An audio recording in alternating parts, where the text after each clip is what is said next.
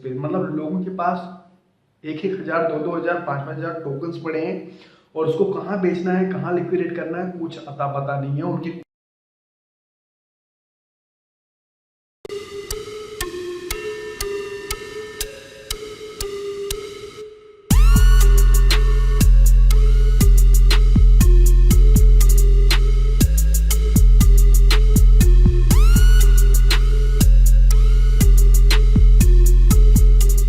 क्या है लोग, welcome back to the channel. और इस वीडियो में हम लोग बात करने जा रहे हैं आईईओ की, इनिशियल एक्सचेंज ऑफरिंग की। इनिशियल एक्सचेंज ऑफरिंग क्या है और क्या इनिशियल एक्सचेंज ऑफरिंग आईसीओ से बेटर है।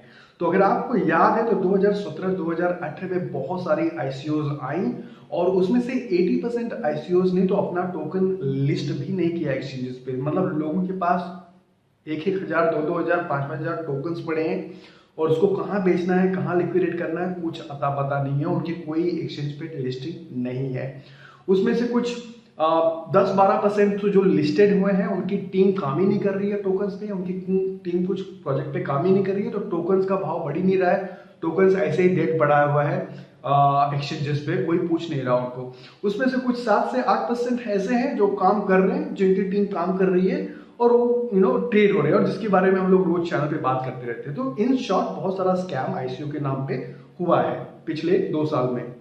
अब इनिशियल एक्सचेंज ऑफरिंग क्या है, तो ऑब्वियसली लोगों का विश्वास आईसीओ से उड़ गया है। तो अभी आईसीओ करते हैं क्या है कि आईसीओ एक्सचेंजेस को अप्रोच करते हैं और एक्सचेंज जो है ड्यू डिलीजेंस करता है प्रोजेक्ट में और उनको अपना प्लेटफॉर्म प्रोवाइड करता है आईसीओ टोकन सेल के लिए, राइट। तो इसके कुछ फायदे और कुछ नुकसान है। फॉर एग्जाम्पल, अभी तक क्या होता था कि हम लोग को खुद को रिसर्च करना पड़ता था, हम लोग को बहुत डिपेंडेंट होना पड़ता था। ऑफकोर्स अभी भी रिसर्च करना है, पर एट द सेम टाइम आप एक बात को समझो कि कोई भी एक्सचेंज किसी भी आईसीओ को टोकन सेल ऐसे ही करने नहीं देगा। फॉर एग्जांपल, बाइनांस जैसा एक्सचेंज कोई भी स्कैमिंग आईसीओ को अपना प्लेटफॉर्म प्रोवाइड नहीं करेगा, क्योंकि बाइनांस का नाम खराब हो जाएगा, करेक्ट।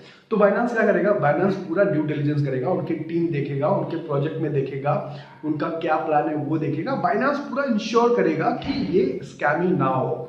मैं सिर्फ एग्जांपल दे रहा हूँ। वैसे अभी बिटरेक्स का आपने देखा होगा कि बिटरेक्स भी एक राइड करके एक आईसीओ था जो करने जा रहा था, और जैसे ही बिटरेक्स को मालूम पड़ा कि राइड का जो पार्टनरशिप में कुछ गोची है, वहां पे एक कोई कंपनी थी जो पार्टनरशिप हो रही थी, नहीं हुई थी, वैसे ही बिटरेक्स ने वो कैंसिल कर दिया। तो आप देख सकते हो कि जब भी कोई एक्सचेंज अपना प्लेटफॉर्म प्रोवाइड करेगा आईसीओ के टोकन सेल के लिए, तो बहुत सारी रिसर्च करेगा और चाहेगा कि उनकी रेपुटेशन खराब ना हो, उनके कस्टमर्स का लॉस ना हो। तो ऑफकोर्स इसका मतलब ये नहीं कि आपको खुद को रिसर्च नहीं करना है, आपको भी रिसर्च करना है। और दूसरी चीज ये भी आपको ज्यादा जरूरी है कि हो सकता है आईसीओ का प्रोजेक्ट अच्छे हो, टीम अच्छी हो, उनका इंटेंशन भी अच्छा हो, बट हो सकता है उनको यूजर्स ना मिले, उनका प्रोडक्ट सक्सेसफुल ना हो, उसका तो वो तो रिस्क रहता ही हो। हर एक स्टार्टअप में रिस्क रहता है कि जब आप कोई भी नई कंपनी में इन्वेस्ट करते हो, नई टोकन में इन्वेस्ट चलेगा कि नहीं चलेगा, उसका सबको रिस्क रहता है। बट एटलीस्ट स्कैमिंग तो नहीं होगा, मतलब ऐसा तो नहीं होगा कि मतलब लोगों ने आईसीओ के नाम पे लोगों के बिटकॉइन, इथेरियम और फिएट मनी उठाया और गायब ही हो गए। एटलीस्ट वो खतरा थोड़ा कम हो जाता है, राइट। नंबर 2, अगर आप आईसीओ की बात करो तो आईसीओ को क्या फायदा होता है। तो आईसीओ को तो आपको ये पता है कि आईसीओ को बहुत सारा मार्केटिंग करना पड़ता था। ऑफकोर्स आईसीओ करना बहुत आसान था, मतलब व्हाइट पेपर कॉपी करो, एक वेबसाइट बनाओ, एक स्मार्ट कॉन्ट्रैक्ट का इथेरियम का एड्रेस डाल दो और हो गया, राइट। बट उसके अलावा उनको बहुत मार्केटिंग में भी बहुत खर्चा करना पड़ता था। तो यहाँ से क्या होता है, जब एक्सचेंज अपना प्लेटफॉर्म प्रोवाइड करता है किसी आईसीओ को, तो आईसीओ का मार्केटिंग का कॉस्ट बच जाता है, correct. At the same time अगर कोई अच्छा एक्सचेंज है, लाइक फॉर एग्जांपल बाइनांस हो गया, बिटरेक्स हो गया, पोलोनिक्स, ऐसे अच्छे रेप्यूटेड एक्सचेंज है, तो उनके पास ऑलरेडी मिलियंस ऑफ यूजर्स हैं, तो उसका बेनिफिट आईसीओ को मिल जाता है कि इतने सारे लोग ऑलरेडी जानते हैं एटलीस्ट आईसीओ के बारे में। भले वो टोकन में पार्टिसिपेट करेंगे या नहीं करेंगे वो अलग बात है, बट इतने लोगों को ऑलरेडी पता चल गया है आईसीओ के बारे में। तो ये फायदा होता है आईसीओ को, right. End of course credibility मिलती है कि भाई हाँ ये एक्सचेंज सपोर्ट कर रहा है, राइट।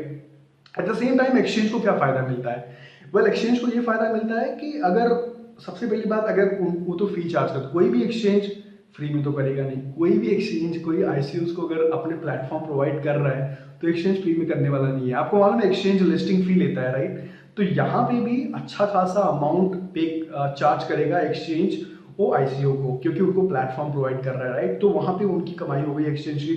और दूसरी चीज, लेट से अगर आईसीओ अच्छा निकला, अगर प्रोजेक्ट अच्छा निकला और टोकन काफी पॉपुलर हो गया, टोकन की काफी यूज केसेस बढ़ रहे हैं, तो एक्सचेंज को नए कस्टमर्स भी मिलेंगे, क्योंकि वो टोकन जो है वो जो टोकन है वो सिर्फ वही सी एक्सचेंज पे अवेलेबल है। तो सब लोग एक्सचेंज पे अपना अकाउंट क्रिएट करेंगे और वो टोकन बाय करेंगे। तो इससे क्या होगा, एक्सचेंज को नए कस्टमर्स भी मिल रहे हैं और उनको ऑफकोर्स एक्सचेंज भी मिल रही है।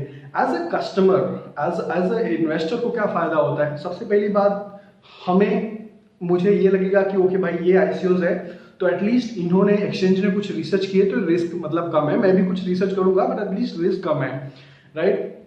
दूसरी चीज, मुझे लिस्टिंग का टेंशन नहीं है कि मुझे पता है कि एटलीस्ट बिटरेक्स कर रहा है तो बिटरेक्स तो ये टोकन लिस्ट करने ही वाला है, भले कम में ज्यादा करे, पंप होगा डंप होगा, ठीक है, पर एटलीस्ट लिस्टिंग होगी, मतलब लिक्विडिटी मुझे तो मिलेगी, भले कम प्राइस में मिले पर लिक्विडिटी मिलेगी। क्योंकि इसके पहले क्या होता था कि आईसीओज को एक्सचेंज पे लिस्ट करने के लिए बहुत सारे पैसे देने पड़ते थे। बाइनांस का आपको नाम पता है कि कितने पैसे चार्ज करते था बाइनांस आईसीओज को, राइट। तो इसीलिए ज्यादा आईसीओज लिस्ट भी नहीं होते थे।